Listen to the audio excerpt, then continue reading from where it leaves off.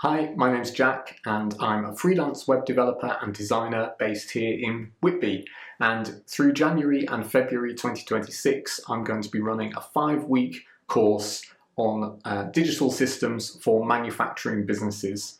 We're going to be looking at things like digital record keeping, digital systems design, sensors and software and automation.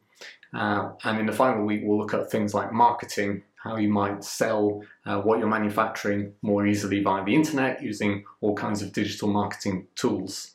Although it's aimed at manufacturing businesses, this course really applies to anyone who's handling data of any kind, want to improve your data handling and data management. We're going to be looking at different formats, different file types that you can use to store data in ways that make it easier to access. We're going to be thinking about how to make data queryable so that we can get more insights from the data. We'll even be touching on use of AI tools in helping automate some of that insight gathering and analysis of data.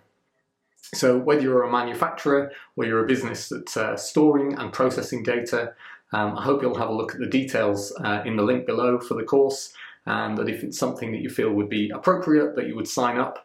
The first and last week of the course are in person. They'll be held at Green Lane Centre in Whitby, and there's free parking available there, and the middle 3 weeks are all online via Zoom.